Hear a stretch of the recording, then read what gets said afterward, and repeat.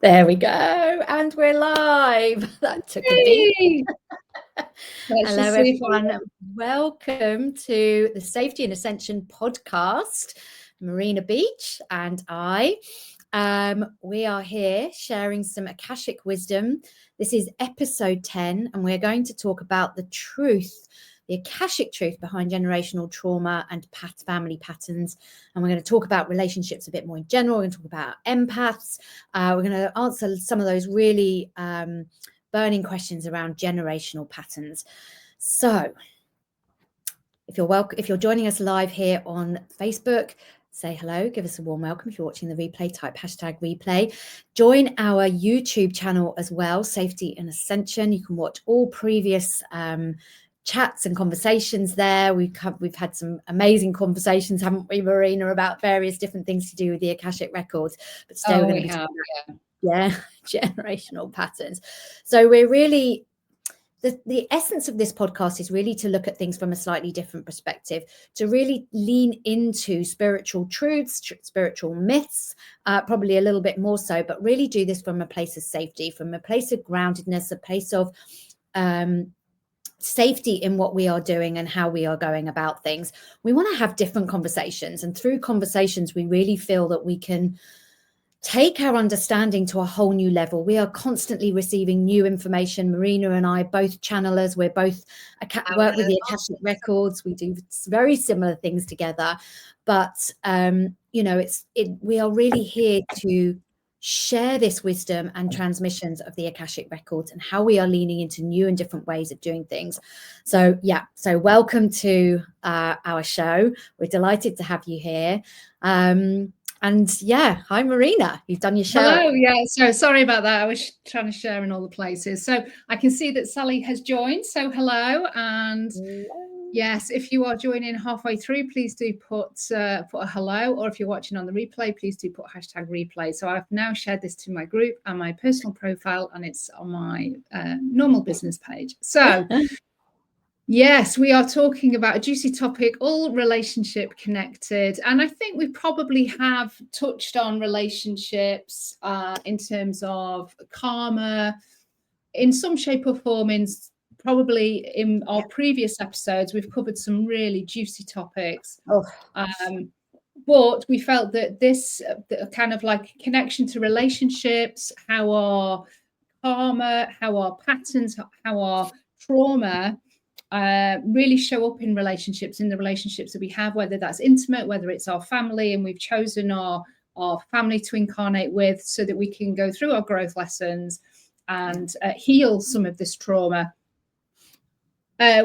We knew that this would need a deeper topic, and there's different elements that we've banded into this this actual episode, as in the connection with empaths and how that can be there's just extra awareness around if you're an empath in terms of relationships. And we have also touched very, very briefly on the whole twin flame kind of thing as well, which is a different phenomena completely. But we will work through our list. We have a list of bits and pieces that we want to share. And ultimately, as Natasha's already said, we want to share this wisdom from a place of empowerment so that we're not at the mercy of our relationships. We're not at the mercy of having to do the same patterns of behavior or follow the same types of relationships that our parents have done. And that the Akashic Records is a real supporter. It's a real brilliant empowerment tool to help you shift your relationship and relationship with self, but also relationships with others, whatever form that they actually take. So I think that's a really important point as well, actually, Marina, just saying that, it really does start with our relationship to ourselves and how we really relate to who we are and what we're bringing. And as we are evolving, expanding, moving into new earth paradigms, it's like, how do we let go of these old ways of doing relationships, how we let go of old ways of doing our relationship with ourselves, like putting ourselves down, this negative self-talk and everything else like that, that we tend to have this like rather unkind mind chatter and stuff. But like, we want to activate through these conversations. We really want to bring these awarenesses. Now, what we're saying and what we talk about might activate something in you, just to be aware of that, notice that. And we really want to bring different perspectives to conversations, because if we don't talk about these things, then we don't expand our wisdom, we don't expand our knowledge, we don't expand into new ways of doing things that may or may not feel right for you. And if things don't resonate with you, take what resonates and leave the rest. So that's the invitation for today. But yeah, our relationships really do reflect back to us things that we want to unlock within us, right? And how do we see these things as mirrors? We choose to experience ourselves through others, right?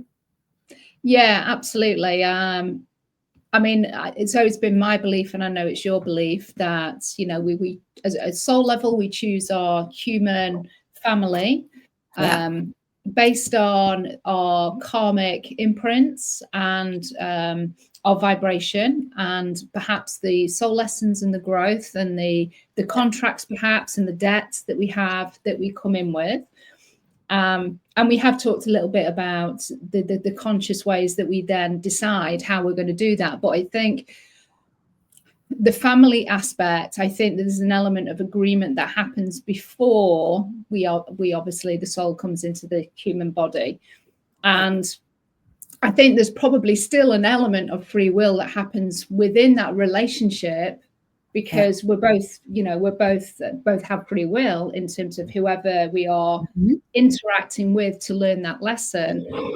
But there is a basic soul thread there that we have decided this is a really good person to have a relationship with, or a family connection with, or a friendship, or whatever.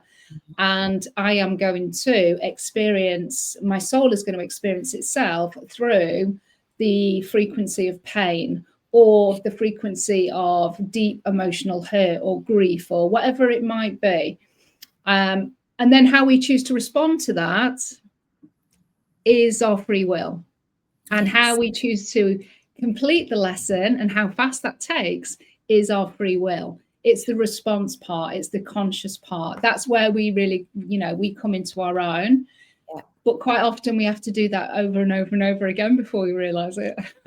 You know what I mean? Sometimes it can be a real pattern that we can't break, and that we're faced with it. And this is the beauty of relationships, that really reflect something back to us, so we can understand something more about ourselves, evolve through things differently, and how we truly navigate those things. So that, you know, you talked about vibration, like what is a vibrational match? What is our frequency to things that we attract, or we choose a relationship that's a similar frequency and vibration to what we hold within us, these codes that we hold within us, that we want to go through, like that pain element, things that we've suffered through in previous lifetimes, and we're still carrying that through in this lifetime and resonant to it. And so how we are incarnated with relationships that mirror that back to us, but they allow us, and this is the empowerment part, this is the beauty of it, because we often sit there and think, well, why is this happening? I can't understand it. I can't understand why I'm experiencing that. This doesn't feel like it should be happening. But we've got to look and turn that mirror inwards and really see what it is that it's showing us. What can we learn through it? What can we understand through it? What do we want to release through it? And how we want to navigate it, and how we can do that differently. And we have such a different experience when we do that with a consciousness, with an understanding of what is in this for me, as hard as it is, as difficult, as painful as it is. What is it in here that I can learn from it? And we can resist that learning, and we prolong the experience. We really can. Absolutely. We can just then go to the next relationship. We come from a place of wounding. We want to feel loved. We want to feel a connection again. We want to get comfort. We want some kind of need to be fulfilled, but it's still coming from the old energy, the old wound. So invariably we will attract a friend, a colleague, or a relationship that is still going to show us the lesson at some point, you know, because we've not healed that. So but I mean, that's the beauty of where we are now within the ascension process, and within our individual journeys and our collective journey, is that we are much more aware of how our trauma, our wounding, our karmic patterns, our generational stuff, our family, our ancestral stuff is now showing up in our experience. So we are, if we're the conscious one in the family to do that, we can actually break the pattern and send the healing, if it's for the highest good of all concerned, to all members of the family or the lineage or whatever. So not only can we do that for ourselves, we can collapse time and space by actually rippling that out really quickly through the records to other family members, so that it doesn't need to repeat even in their incarnations. You know what I mean? If they're ready to have completed that lesson. So it is just really, really empowering. Yeah, it really is. And I really see that time and time again. And I've experienced that for myself as well.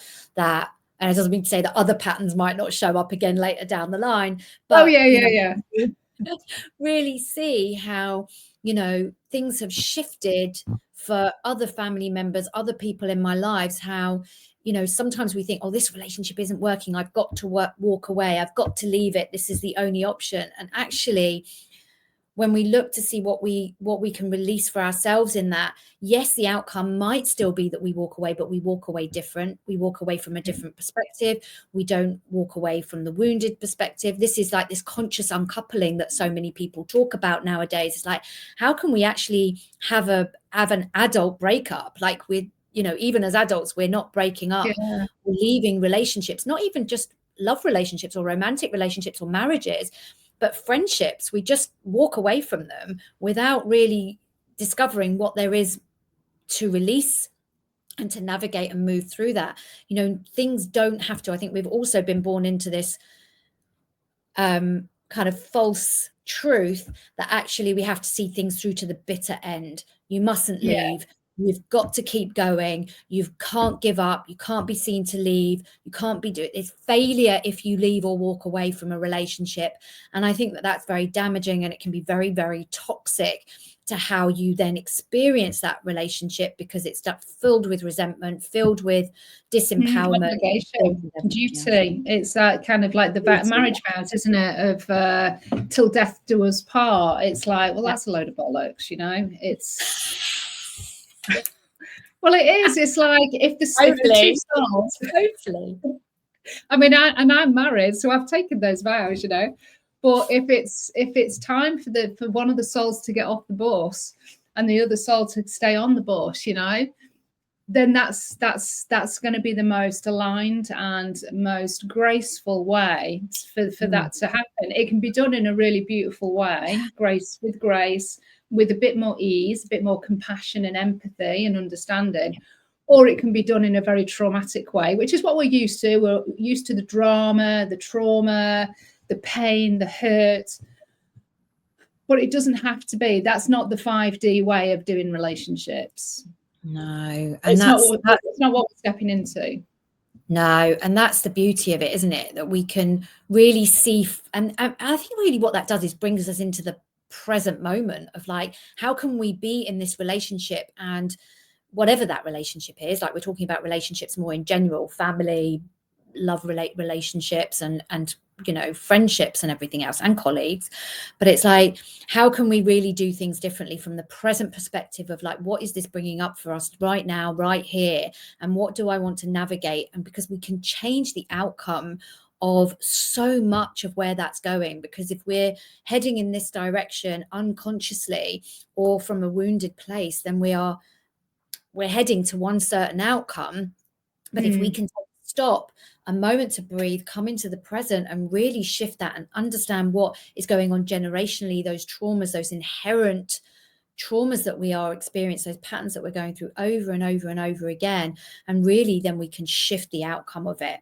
And again, as it says, like, I get asked so often, I don't know about you, Marina, it's like, well, should I be in this relationship? Should I go? Is it in my, like, should I stick it out? Should I stay? And I'm like, well, that depends on where you're standing right here, right now, and how can you navigate that differently to figure out what the best outcome from everybody's perspective is, and do that consciously and do that with love, and a very, very different outcome to that. And I think as empaths, I think this is one of the topics that we talked about quite a lot when we were discussing this topic, is like our need sometimes to fix things, to be the one that feels and experiences everything for everyone, can really be draining, exhausting, damaging, disempowering. And how we can actually really turn this empathy into a power rather than something that diminishes us. And I talk to so many people who identify as empaths, who really find themselves disempowered as a result of it, feel that it's a draining, exhausting, toxic thing that they don't know how to navigate. And I think we can do that differently. We did actually look up the definition of an empath, because Marina said, I don't think I'm an empath. And I was like, I might disagree. That's a load of bollocks. Yeah, so my definition of empath is, and there's different types. I know that I guess I kind of divert or revert, should I say, to a highly sensitive person. And that's my definition. That's that kind of my default around empath is highly sensitive person. And I know I'm not that, because I've done the quiz, and one of my other soul sisters, we laughed because we say that I have like a hide of a rhino. So I'm just kind of like, I can be completely oblivious and just like move through life and not really feel anything. So, but I do feel your definition definitely made more sense. Yeah, and I'll just read it, because I thought it was really interesting, because I was like, well, what is the actual definition of an empath, and how will we, and as Marina said, there are varying definitions of it and how we're relating it to it. But an empath is the definition that someone with paranormal ability to perceive the mental or emotional state of another individual. And I think we all have that capacity to intuit, to tap into what somebody else is thinking, what's going on for them, what they're feeling, and we can feel that viscerally ourselves. But it's like it's like this response mechanism of like, what do we do with that information? Because that is all it is.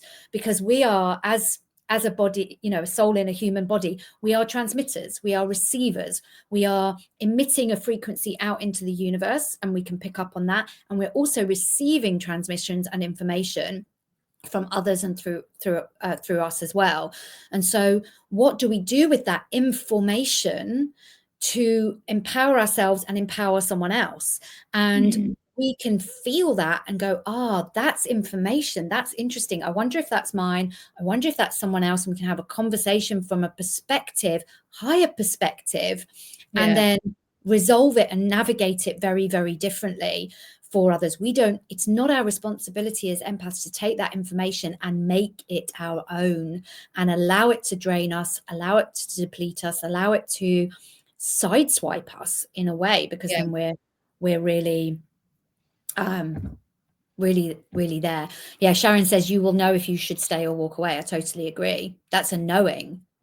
There's no one that can tell us that. The Akashic Records can't tell us that. It's like we know that information, we know how to navigate that and do that, and we'll have a knowing if it feels like we want to keep navigating it for the highest good of all, but it depends what's perspective. I'm going to stay because I should stay, or I'm going to stay because there's something more for me to resolve, and then I still trust that the best outcome will come of it. So that's because most of the time we probably stay in things that we don't want to deep down because of fear, because there's an element of dependency, and that could be like bill sharing and things like that, or it could be physical support, or there might be like kids involved and things like that if we're talking about intimate relationships. So there's definitely fear, and there's previous choices that will keep us in things, in particular with intimate relationships, that will keep us in that obligation and that duty, even though soulfully and knowingly we would like to step out of that. And I would say there's a lot of relationships that are kind of operating from that premise, in some shape or form, not the whole relationship, but I'd say a lot of relationships have an element of obligation within them.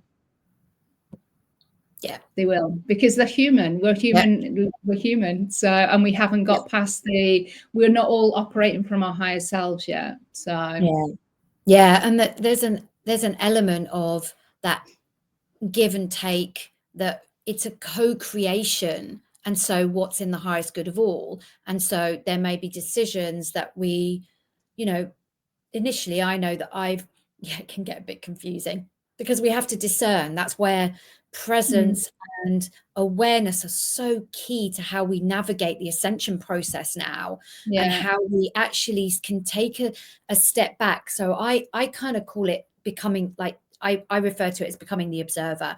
This is when we know when we're entangled in something and we're like in a pattern, and we're acting from woundedness and like, oh, this is just too hard and I have to walk away, or I can't walk away, or whatever, to being the neutral observer, where we understand and can discern what's ours, what's not ours, what's the collectives, what's generational, what's from a past life. I mean, it goes on and on, right?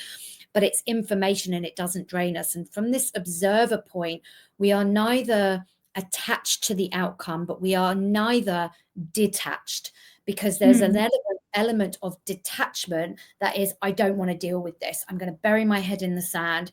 I don't want to know. And I'm just going to carry on, head down, without any awareness or understanding of it. So I love to call, I was talking in my group actually yesterday about this, and it's like, it's this space of what I call the observer, which is non-attachment. It's neither attached to the outcome, like you can want a goal, you can desire a goal, you can play in the energy of a goal, very different energy to being attached to an outcome. But non-attachment is neither attached nor detached. It is observation. It stands beautifully in the middle from a higher perspective, noticing with awareness what's going on, what could be in the highest good, what am I working through and navigating, and how can this be for the greater good of all. Empaths tend to hold a huge amount of weight and responsibility, that they must fix the situation, or they must heal others, or they must feel it for others in order to take their pain away, or that we should hold, or we should experience it. If someone's in pain, we should feel it as well. And that very draining, very exhausting. It's interesting you were talking about that, because I relate a lot to the detachment. Actually, I spent a lot of my that has always been a trauma response for me, is to detach, switch down, shut down, pretend it's not there, just carry on being busy, doing my things, carry on working. That's always been my response. No, Sharon, it's not easy. This is why all of this stuff is like, practicing safety. It's all a practice. It's being, knowing that we're safe. It's knowing that we are ascending, we are moving, we're shifting, and then we can do this from this level of safety, this space of safety, groundedness, that we are okay. It's okay. We're safe to navigate these difficult things. We don't have to detach from them, but we don't have to be attached to it either. And we are practicing it. We are all learning, because we're in a very, very new space and era and time as we move through things so quickly, which is so hard and challenging for our human to keep up, because we like to stay grounded. We like to stay in certainty, but that can keep us fixed. But how we can keep moving in this knowledge of trust, and that we are safe. Just small steps, I think. But I think, just coming back to the empath part, there is empowerment that you can also do, in additional, obviously, to tuning into your body. But if you don't find that tuning into your body, that you're particularly good at that yet, then for me, I would definitely just pick up a pendulum and kind of just ask the question, or write down on a piece of paper, is this mine? Is this the collectives? Is this from a past life? Is this fear or whatever? And you can easily just douse to find out where the root is, and then deal from it. Get your clarity, and then deal from that space. And that would be always my my go-to is just to get a pendulum out and decide, and and find out the information, then I can just act on it. Yeah, it's I love using the pendulum as well, and I know you use it, for so many things as well. And it's just so we can have other tools to help us and support us. But I love what you said about keeping it small. Like, just take a step, come back, look at things, just like start with one simple step. And I think that's all we can ask of ourselves. I think we have very high expectations of ourselves to move very quickly, to do things at 100 miles an hour, to get things done. And I think that this is where we, like what we started with, is like, come back to that self-love, come back to that relationship with yourself. It's okay, we've got this. And that is what holds us in safety. That is truly what allows us to feel that in moments we can be safe and we're okay and we've got this. And it's taking those little steps forward. It really is. So yeah, thank you for all your comments. Yeah. And you're right, Sally, your life changes when you turn the mirror inward. It absolutely does. And that kind of leads me on to the next thing, actually, that when we are then becoming slowly more soulfully aware, and we start to change this relationship with ourselves, and we start to have greater love and empathy and kindness for ourselves, and we don't give ourselves such a hard time, and we start to let go of the, like you say, the productivity conditioning, and defining our success on how much we get done or how much we earn and all of those types of things. We start to let go of that, and we start to encourage a more healthy, beautiful, loving relationship with ourselves. Then guess what? Our relationships on the outside also start to change, and they either pick up that vibration and they start to unknowingly do the work, and things start to fall away from those people as well. And your co-creative connection, your relationship starts to shift and change as well. There's more awareness between each of you. There's more compassion. There's more understanding.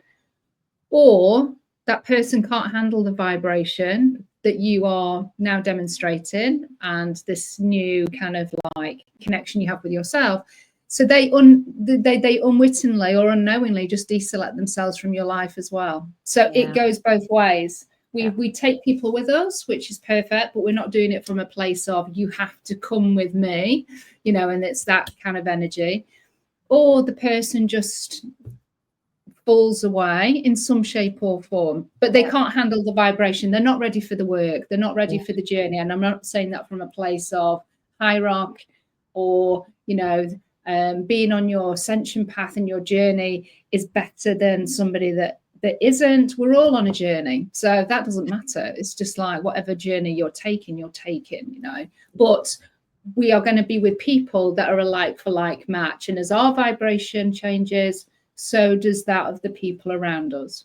Yeah, absolutely. And it's so true. That's why some people are there for the long haul and some people are there for the short haul. And just the short, we all know those people that come into our lives for a very short time. They're just a moment of like vibrational alignment, of vibrational likeness, and they come into our lives to, I don't know, shift us, or they're there for some magic, or they bring something, but we're heading in different directions, and neither is right or wrong. It's just that we have different paths, and yet there are some people that keep moving with us throughout lifetime. My best friend is my best friend from age 11. I'm like, how our paths and our lives have gone in very different directions, but like we're still like so close and such good friends.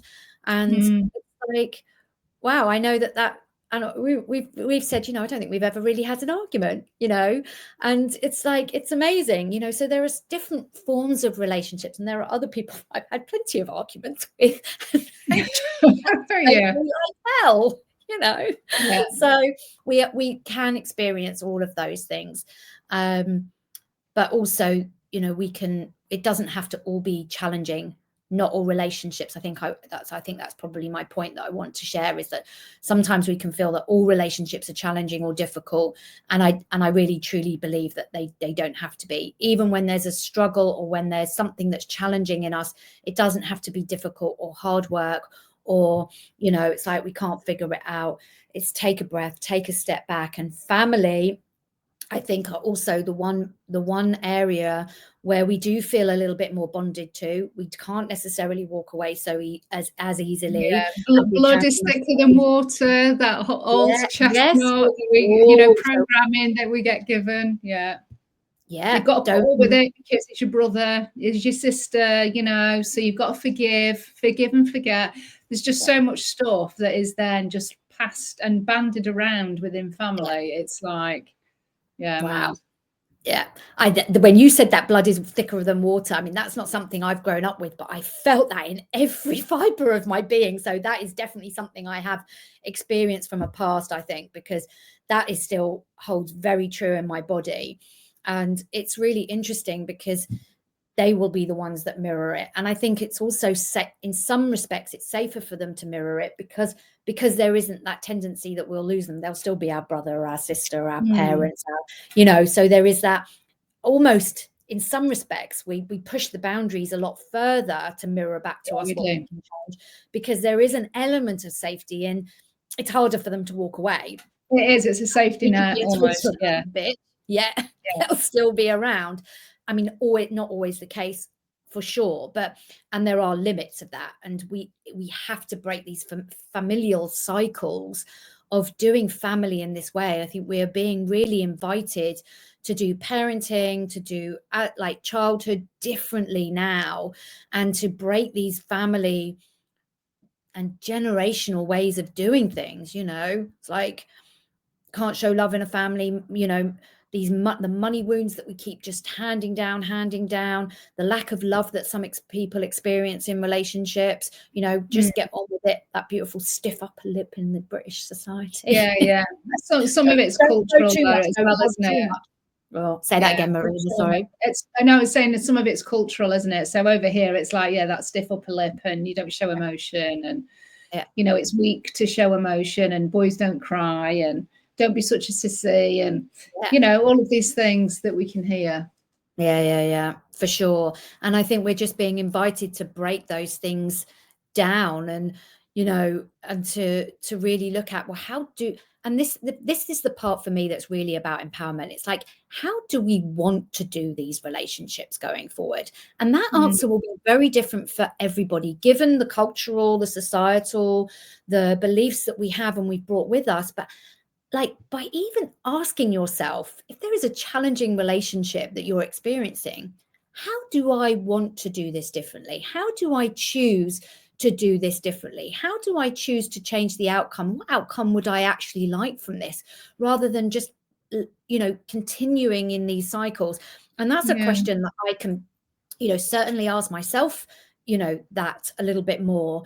And it's like, what do we actually want? What is the outcome? What do we hope for humanity, for future generations? We often say, well, I don't want that for my kids. Well, are we modeling it? Are we changing it ourselves?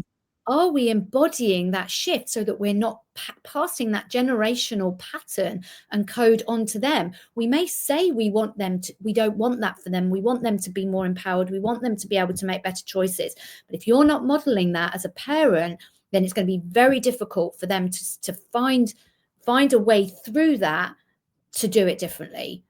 It's I feel like we are the way showers. If we have the awareness and we're asking ourselves those questions, we're doing it for the future generations. And if we release something from our generational patterns, I know that we will change that for future generations, born or unborn.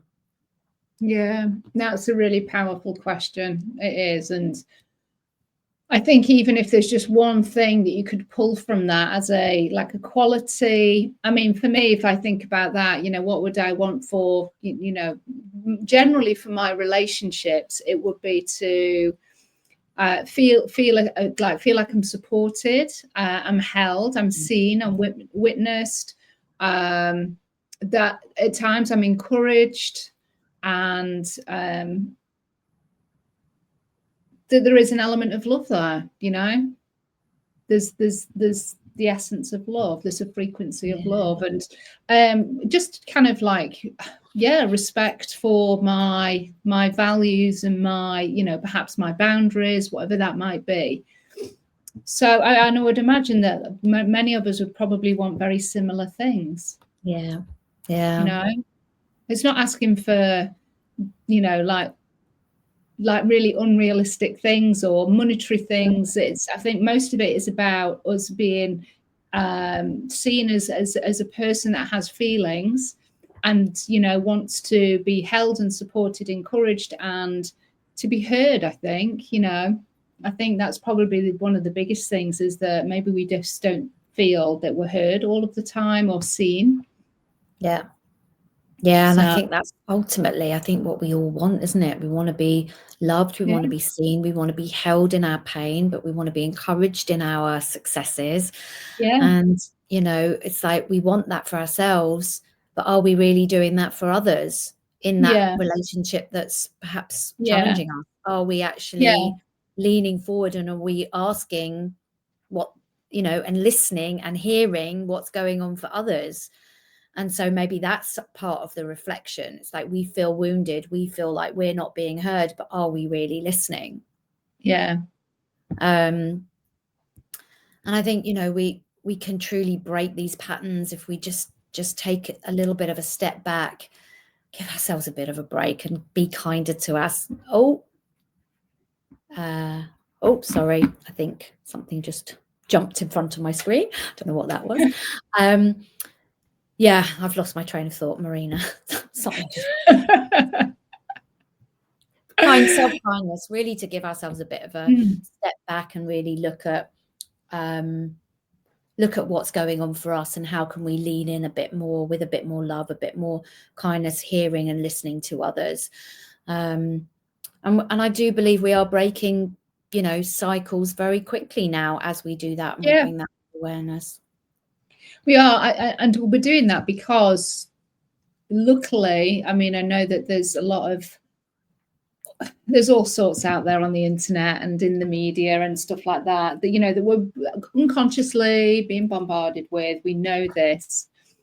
But in the same token, there's a lot of light, there's a lot of love, there's a lot of consciousness that's also being bombarded out into the world as well. So we are much more conscious and much more aware. Even if we're not conscious of that, we are picking up on the vibration of that. So it almost kind of nudges us into looking at having more compassion and empathy and love for ourselves, because we can't literally get away from it. You know, it is being placed on our feeds a lot. And I know there's a lot of community groups that send love out to the world. And, you know, I'm, you know, part of my tapas that I now do with my cacao is to do a 11-minute heart meditation where I'm sending love from my heart out across all of the galaxies. And that's all I do, is I sit for 11 minutes transmitting love out. And I will not be the only person. There will be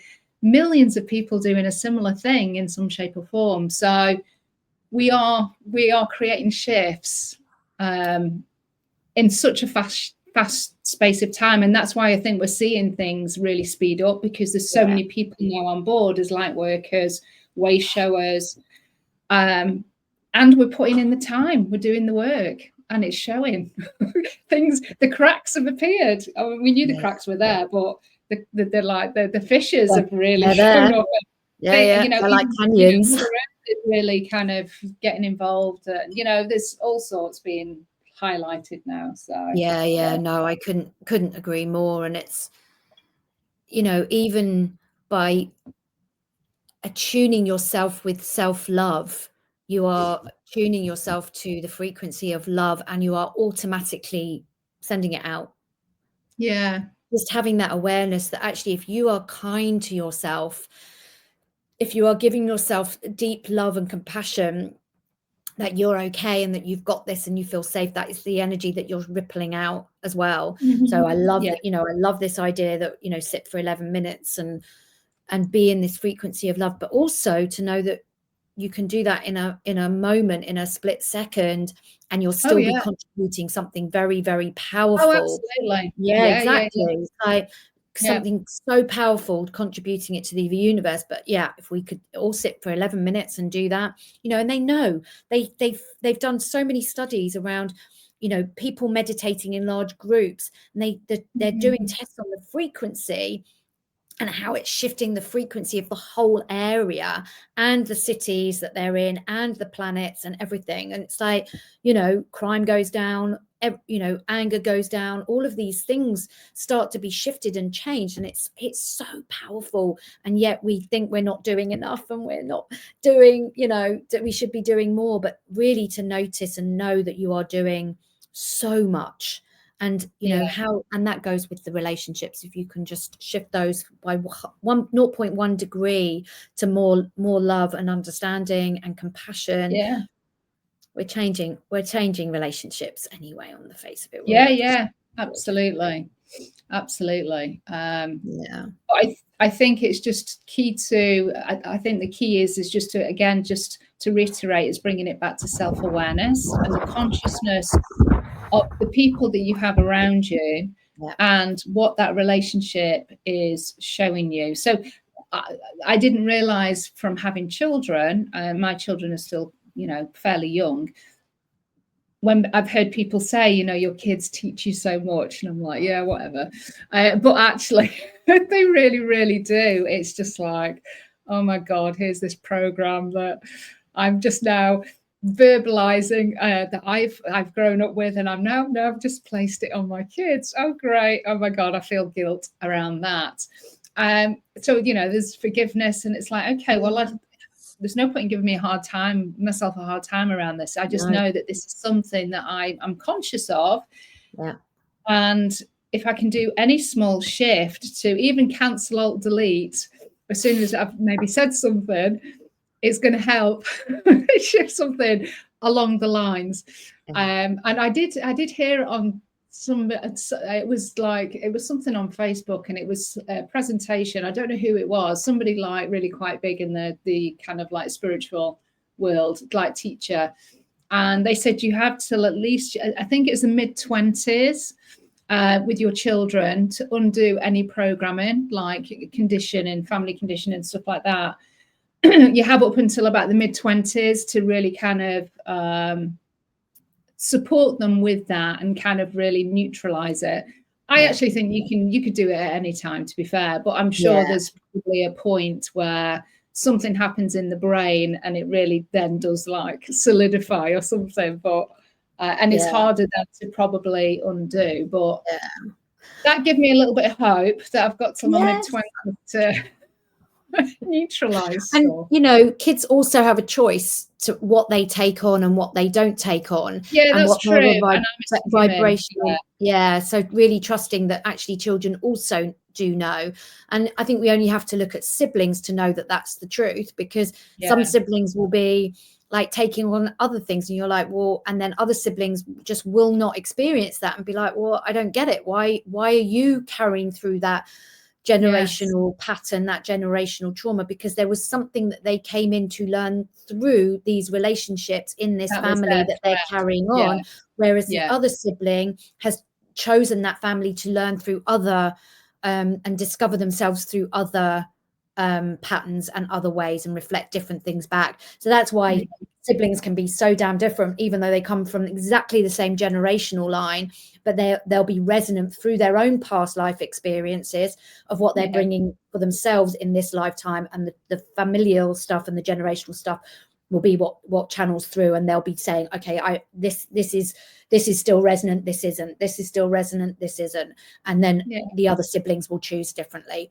So we are always at choice, but a lot of that, especially through childhood, is unconscious, and we can help them obviously to become aware of what they're picking up and what they're putting down. I'm definitely kind of both me and hubby are really good, I believe, in giving them lots of choice, not too much choice, because I think too much choice is overwhelming, but to make them really conscious of their choices, and this is your choice, so you just know that you are making this choice, even though I don't agree with that choice because of this and this. you are deciding to make that choice. So we do point that out quite a lot, because there's quite a lot, you know, brushing teeth, or the you know, the food that they're putting in their bodies and stuff like that. I'm kind of like cringing, and I'm like, but your body's a temple, and you know, and I just not like I treat my body like a temple. But as you get older, you realize there's just so many realizations and wisdom that comes through. But when you're young, you don't give a monkeys, do you? No. So it's kind of like, well, it's your choice. And if you're choosing to then learn through pain, because that's how we tend to learn, like you'll end up going to the dentist and having loads of fillings like I did. So you're choosing to learn through pain. That's fine. I've given you the choice. So we do have these conversations. So I suppose that's a bit more conscious than the conversations that I had with my parents. So. Yeah, absolutely. And I think that's really beautiful. And, you know, we can't, again, it's like we can't fix it for others. We have to let people make their own mistakes. This is why some of the world is in such a dire mess, is because people don't understand, you know, how to make those choices for themselves. And they've been, you know, can't cope with like difficulty, challenge, navigating it. How do you, like, we learn through making mistakes, and if we try to shield a generation from making mistakes, well, that has its consequences as well. Anyway, we're not here to talk about that, but do you want to touch on the twin flame thing? Twin flame, put it out there. So moving on to the twin flame thing. So we've already kind of shared that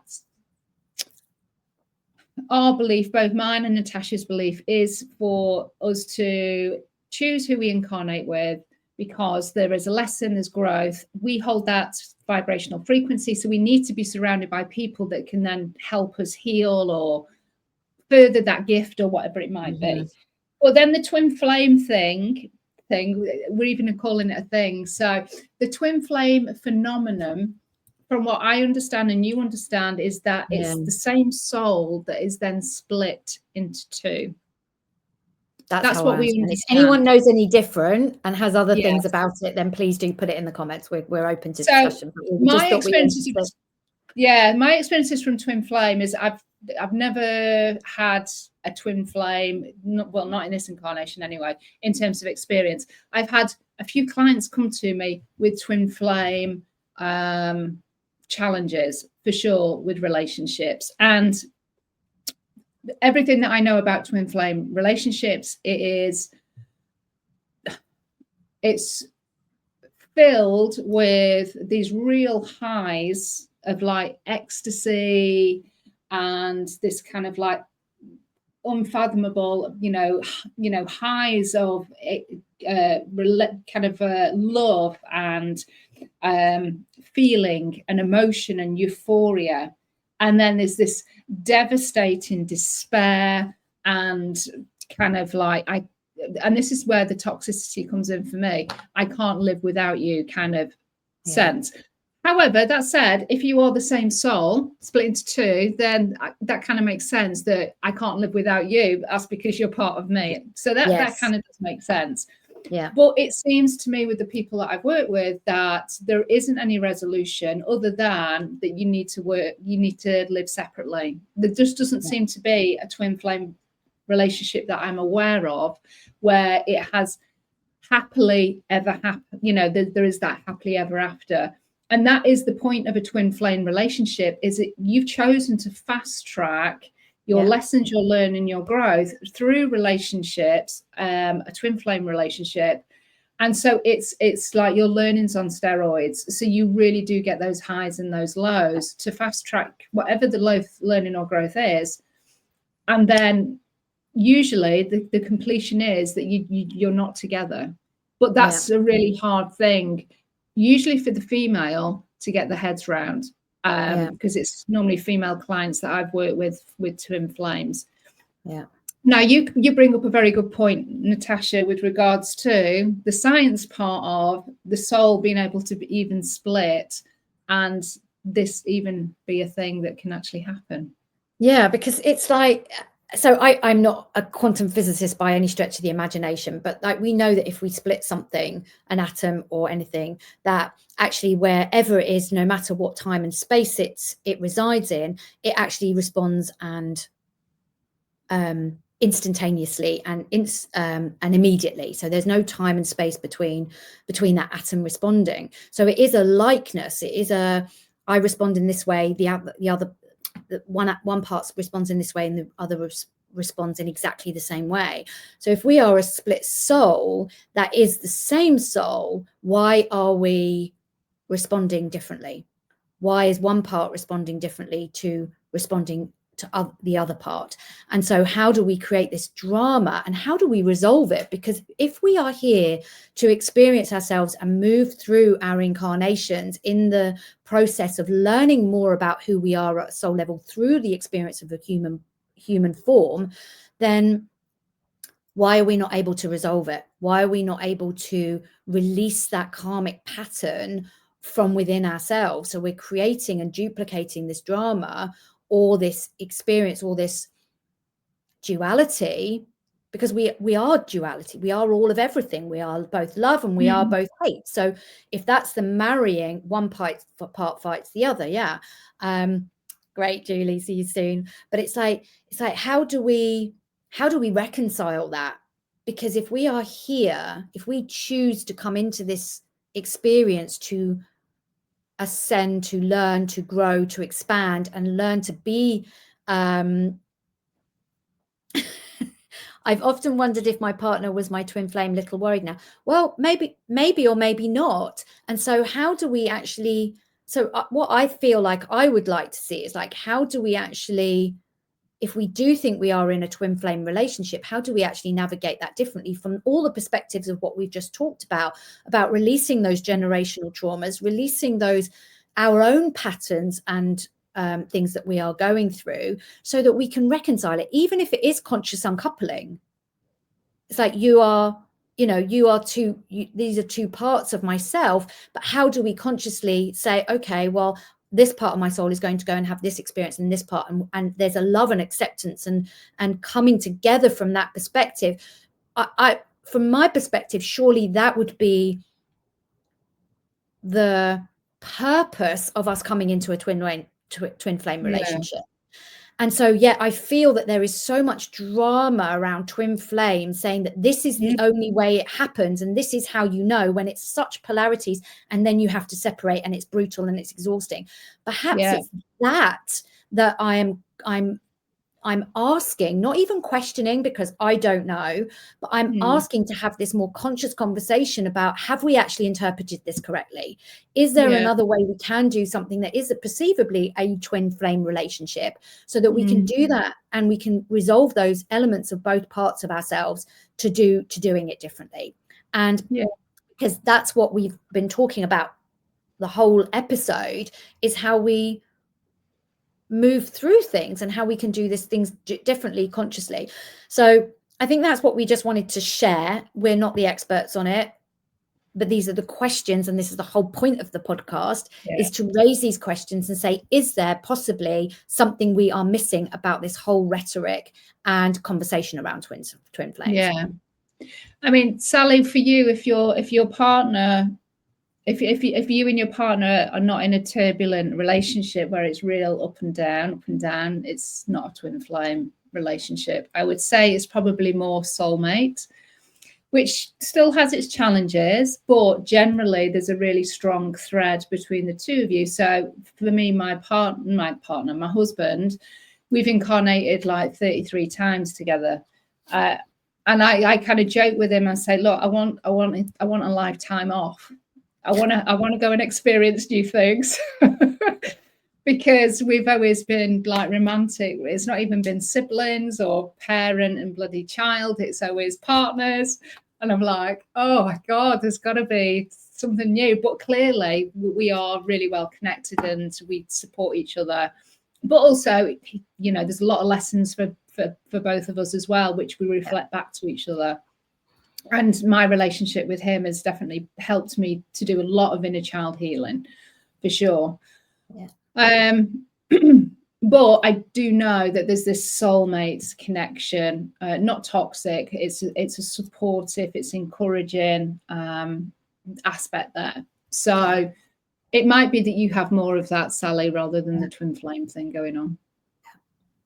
Yeah. I understand that twin flame is just, it's turbulent. It's like, some people have a real romantic idea around it, and it's like, it is one of the hardest like things you would ever choose, and you would not choose it unless like this like unless you're paying back some really serious karmic debt or something. You would not choose a twin flame relationship, from what I understand and what I've experienced with my clients.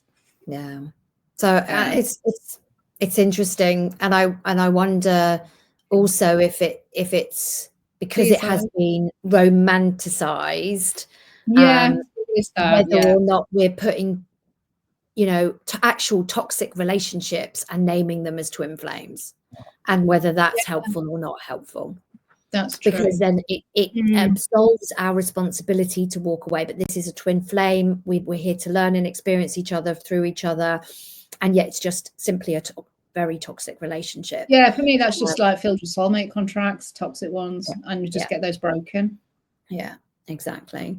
So I think, you know, as we are wrapping up to the hour, but it's like, I think we just wanted to put it, it was just a conversation we had. We weren't really like, this was just the musings that we had, and we just wanted to bring them to the table. But I really feel like the Akashic, and you just touched on it there, but the Akashic records can really help us release these toxic patterns that we are playing out, and really support us to release the karmic patterns around things, so that we can step more into our free will, into our choice, into our autonomy.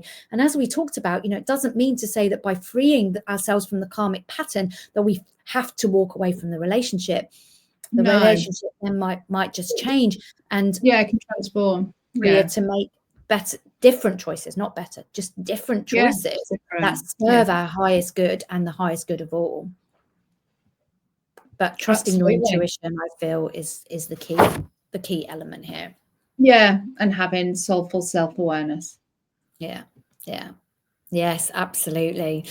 So it really does bring it back to that, you know, it's like, how do we allow ourselves to walk a different path, navigate things differently, and shift and change those. And for us, I know for me, and I know for you, the Akashic Records have been a real beautiful tool to be able to experience ourselves differently, and show us that mirror that we can't quite see, that's in our unconscious, subconscious. It's just like, what's going on? And then the Akashic, when we dive into the Akashic Records, then we can just get this little bit of clarifying information and wisdom and guidance to support us to release what needs to be released, and ways of doing things that move us forward in a different direction. And I think that that's what's so beautiful about the way that we use the Akashic Records, is that it empowers you to do things differently. And that's the beauty of it. That's what we want, ultimately. Definitely. So with that said, I think that is everything that we wanted to cover with this particular episode. So if you're watching on replay, please do put #replay. And if you've got questions, anything that has been raised for you that you would like us to maybe expand on a little bit more, go deeper with, or, you know, you've got your own experiences around your relationships, twin flames, whatever it might be, please do pop them in the comments. We would love to hear. And if there is ideas for further episodes that you would like us to talk around, let us know, because it might be that we've already talked around the topic, and we can just share the link to our dedicated YouTube channel, which is Safety and Ascension. Or we can pencil it in for future episodes. So, and if you haven't headed over to our YouTube channel, please do Safety and Ascension, and please hit subscribe there, and we'll see you. We are planning to do one last episode before the new year, before the year is out, to help us in. And we're thinking about the juicy topic of money. So if you've got questions around money karma, money blocks, all of these kind of things, then let us know your questions, and we will make sure that we answer them in our next episode. We can't wait for that. This has been a journey, Marina. We have done had so many beautiful conversations this year. I know, we've had amazing conversations. Yeah, it's been quite incredible. So thank you everyone for watching. And keep commenting. Let us know what your questions are, and we'll see you again for the next one. Okay, love and blessings, everybody. Ciao. Bye.